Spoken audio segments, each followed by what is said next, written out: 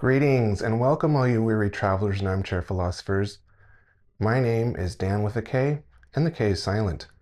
I'm thrilled as usual for you to join us. We, all of us, are here to nerd out, to laugh, think a little bit, and just have a good time. On this channel, we will be discussing all things supernatural, paranormal, science fiction, and fantasy. You'll be hearing from my special guests who I invite on the show to share their answers to the topics I provide, and I think you're going to find them quite entertaining and maybe just a little bit informative.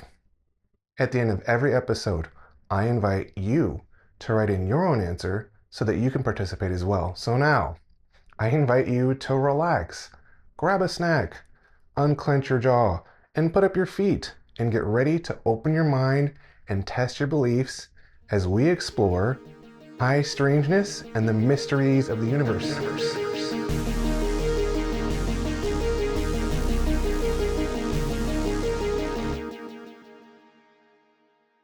UFOs and UAP, as the new governmental term given to them, have gotten a lot of attention lately.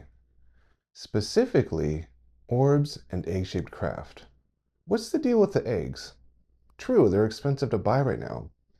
But to fly in one? Obviously a bigger one. I mean, is that a sign of things to come? Are the big airplane manufacturers going to hop on this gravy train and come up with some new models?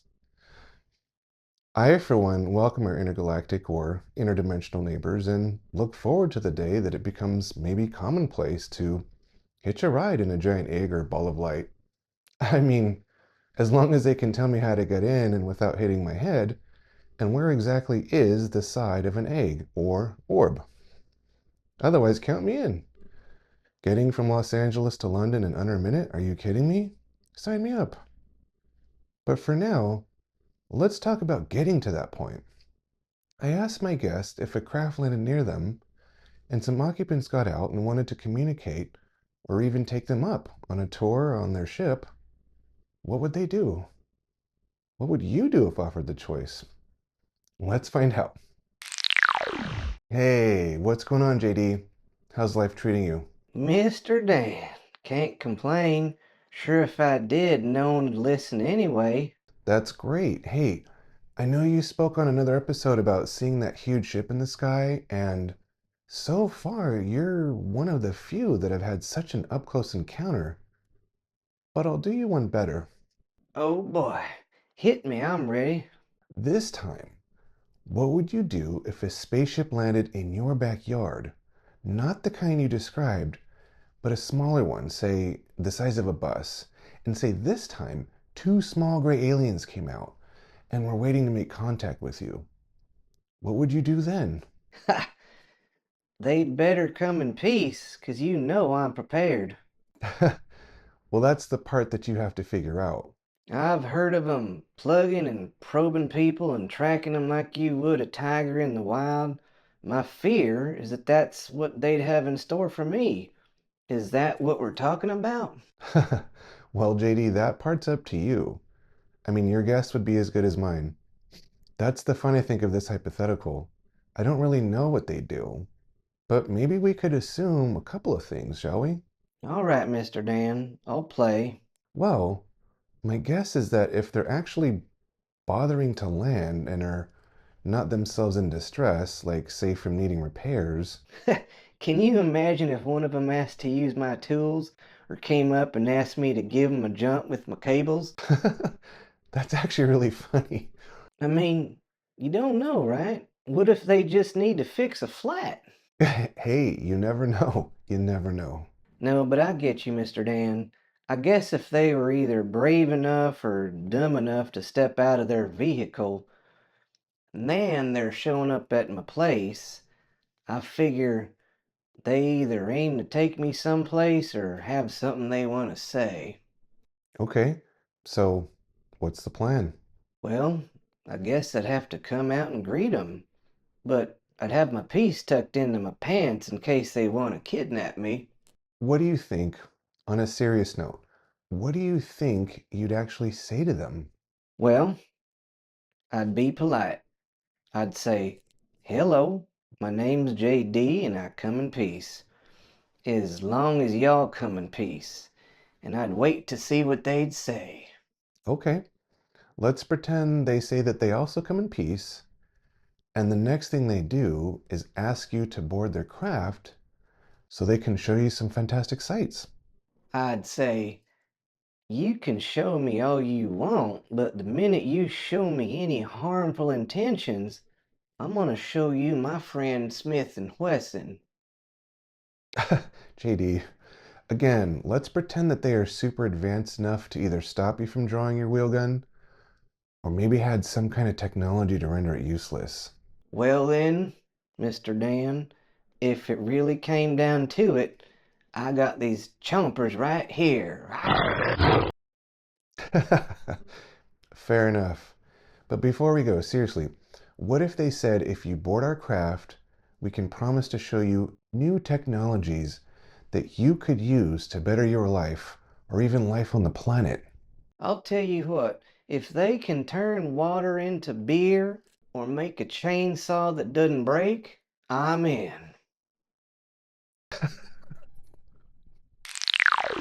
There he is. Hello, my friend.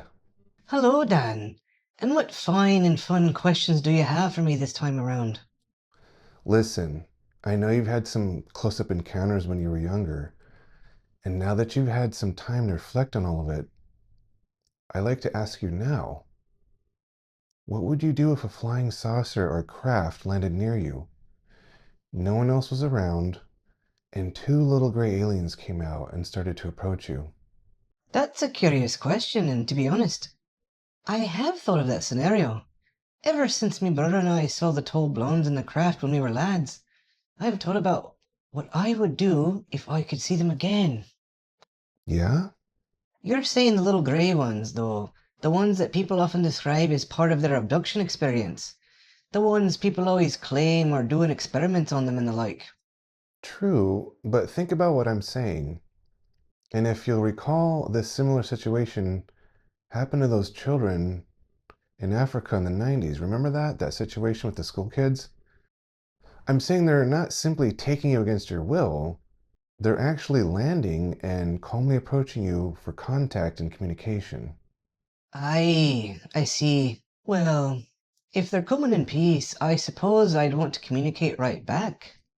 Yeah, I mean, what if they said or communicated that they wanted you to willfully board their craft to show you some technology? Maybe something that would change your life or the lives of other people on Earth? I mean, what would you hope to see or be shown? Aye, that's good, that's good. I'd like to know how they float and fly so fast. I want to know what they're using. I'm not the smartest person, but from everything I've watched or heard about the science that they're using, it cannot defy laws of gravity and the like. So then what are they doing? How exotic is that kind of transportation? I get it, yeah. So if they're in the same space and time as us, which they would be, at least when seen or landing or getting out, they can't defy physics. So what is it that they figured out, and does it require something we don't or can't have access to with the natural resources on our planet? Yeah, yes, that's what I'm saying, Dan. We're over here using petrol and burning fuels like cavemen with fire, and they're whizzing around like flies with no wings. How's that even possible? Well, let me ask you this. Say they told you the secret of how they fly around and said that you would be able to write it down, even if you didn't understand it, but could write it down, and whatever you wrote would in fact be the equations or math needed to achieve anti-gravity flight like them. And that with just what you wrote plus known natural and man-made resources and materials could reproduce their technology. What would you do with that information? Would you turn it into someone? Would you post it online? Would you try to verify it and sell it or patent it? Aye, Dan, I'm not a learned man, not with books and schooling. You know, I've always said that what I know out of life comes from living it and making mistakes. I think I'd give it away online and see that the younger generations, the young and gifted students who go to school for engineering and maths and science, could use it to change the world. That's very noble done, David. Aye, Dan, oh, there you go. and for added effect, for revealing the secret to the world, the king could knight me. Ah, yes, Sir Don David. Joey, my man. Hey, how you doing? Good, man, thanks. You look all right yourself. Yeah, living the good life. Being retired takes some getting used to, but all in all, I'm alright. Yeah, I bet. Yeah, the good thing though is I have more time to watch my shows and especially all the stuff going on about UFOs and all that. Yes, and that's actually today's topic. Oh yeah? What do you got for me? Joey, imagine that an alien craft landed in your backyard and two little gray aliens came out and wanted to invite you on board their ship and show you some cool new technology. What would you do? Would you go onto their ship? Oh, hey, oh, like go on and go somewheres with 'em. It's not an abduction. I'm saying just imagine you could communicate with them and they said they come in peace. They just want to have diplomatic relations with you. I don't know. Well, I guess if we could work something out so I could trust him not to take me and not return me, I mean, yeah, I'm not gonna lie. I would love to see the inside of one of those things. I just want to be able to come back. Yeah, and what if they somehow gave you knowledge that would help you or help all of the life on Earth, but gave you no hard evidence? What would you want to know or talk about? Or what about this? What if you could only know about one thing? What would it be? I'm thinking. I mean, there's so many things that could come up, so many questions. Oh, okay, I got it. I want to know, or I'd ask them, I'd say, hey, what's with all the shapes and what have you? Are you guys flying different models? Like some of you drive a Chrysler, a Buick, and others have Caddies? Like, what are the Tic Tacs? Are those the mid-level sedans and the triangles are the Rolls Royce of the bunch? No, I'm serious, Dan. I mean, think about it. If all the crafts in the sky can do all the things we can't, and we know that they ain't using aerodynamics because none of them have shapes that got anything to do with lift and airflow and jet propulsion and all that, then what's the deal with the shapes? Why so many? It's gotta be a manufacturing thing. You laugh, but think about it. Imagine if we were all at Yankee Stadium. I mean, all of us, the Earth. Earth is on the field playing, and all the aliens show up to watch. They're coming in from all directions. What does the parking situation look like? It's gotta be all the ships, right? With the different shapes and sizes and lights. You got the Tic Tacs, the eggs, the orbs, the sources, the triangles. I mean, forget about it. Am I wrong? It's no different than looking at a parking lot and seeing all the makes and models. So, I just want to know, which one of yous is top of the line? Who's got the VIP parking? That's what I'd ask him about.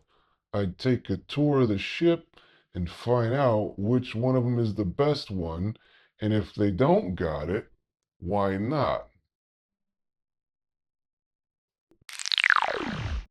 Well, there you have it.